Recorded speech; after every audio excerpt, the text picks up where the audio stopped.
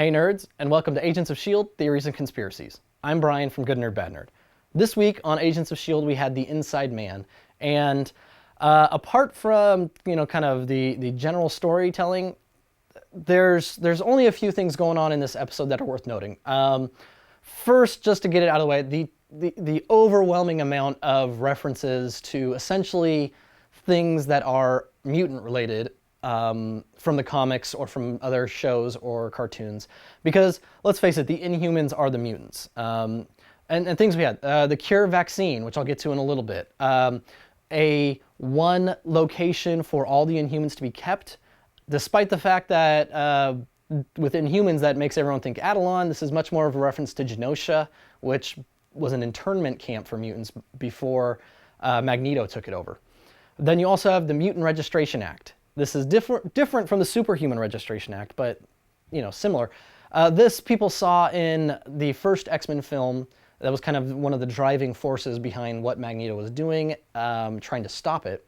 But that's a lot about what they're talking about at that symposium. Then you have, they mentioned a group called the Watchdogs. This is basically the Friends of Humanity, and it's a group that think mutants or Inhumans are a blight on the Earth, and Friends of Humanity, they're protecting humanity. The Watchdogs, they're protecting humanity from this invasion, from this threat. So that's just another one of these kind of, yes, we're stealing these ideas from the X-Men side of things. And then the whole talk about, is it a gift or is it a curse? The debate between Lincoln and Daisy, that's a constant thing when you have, especially when you had mutants whose powers were out of control, or they got deformed, or things like that, where they didn't have a choice, and if they could have had the choice, they wouldn't have picked it. So a ton of stuff here that's all very much Inhumans are the mutants of this world. So talking about the vaccine, Absorbing Man made his big return, and the graphics on him looked fantastic. He was great in this episode, and it turns out his blood is immune to Terrigenesis. So it could be used as a vaccine to prevent people who have the Inhuman gene from going through Terrigenesis in the future. This is going to be big, very similar to X3. It's going to essentially give people the choice. Do you want to risk going through this random mutation as far as they're concerned, or do you want to prevent it and just stay normal? The thing here is, once this is discovered that Absorbing Man's blood is this, I guarantee you that a group like the Watchdogs, who are the Friends of Humanity, they are going to try and kidnap him and use his blood to kind of vaccinate the entire globe. That's coming. I guarantee you that's coming, especially with kind of how uneasy all the leaders were at that World Symposium. Now, there's a really, really quick Easter egg, and this was related to the Inhuman that the Australian diplomat had that they were experimenting on. If you look closely at the name is Eden Fezzi. I'm probably pronouncing the character's name wrong, but he's actually a mutant in the comics, but he is also a part of the Secret Warriors.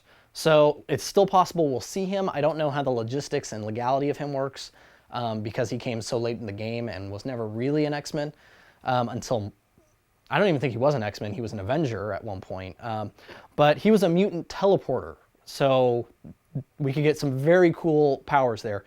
He was living in the outback in Kata Teuta? I don't know how to pronounce it, in Australia. And he was actually learning and studying under his mentor of Gateway. Now, Gateway does have a relationship with the X-Men, so that, again, the legal stuff is kind of sticky here, but he was recruited by Nick Fury and only eventually joined up with Daisy and the New Warriors the Secret Warriors, once his master, his teacher, Gateway, gave him the okay. Eden's abilities allow him to bend reality, folding and twisting space-time.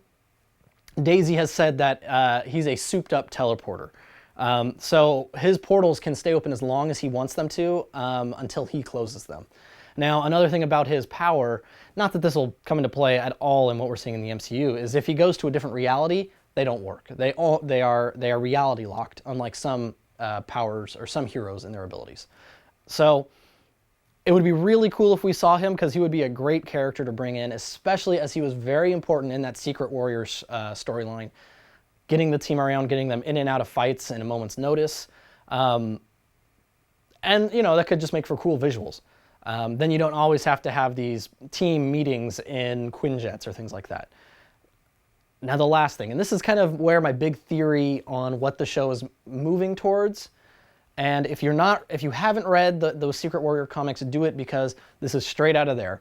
We see Gideon Malik and the gentleman from Russia talking about setting up the Russian, essentially the Russian Genosha. I think what we're moving towards is a three-way fight between Hydra, the SHIELD team, and Leviathan. Leviathan, if you didn't see the season 1 of Peggy Carter, they are the Russian version of Hydra. I think it's very possible that Leviathan is still going strong, because Leviathan wasn't defeated, just some of their operatives were. Leviathan is doing exactly what Hydra is doing. They are trying to gather their own Inhuman army. One of the big things about Leviathan in the comics is they do a lot of experimenting with alien biology and alien technology, and so their army looks very mutated, kind of like monsters. It's very possible that that's what's happening, and I strongly think that Gideon Malik thinks he's playing the Russians, but they're actually kind of double-crossing him, because it's really Leviathan. So that's where I think this is headed. What do you guys think? Do you think we are looking at a three-way showdown between Hydra, Leviathan, and SHIELD? And don't forget, we have the wild card of Lash still out there. There's a lot going on, and I really think more is being hinted at here than was talked about. Next week, I think we have the backdoor pilot for Most Wanted, so we may take a tangent on stuff, but we know that Bobby and Hunter are right there with Gideon Malik and the Russian guys, so it's very possible we're going to see a lot of craziness next week, and hopefully get more details about my theory and that Leviathan really is in play here. So until next week, I'm Brian from Good Nerd Bad Nerd, and this has been Agents of S.H.I.E.L.D. Theories and Conspiracies.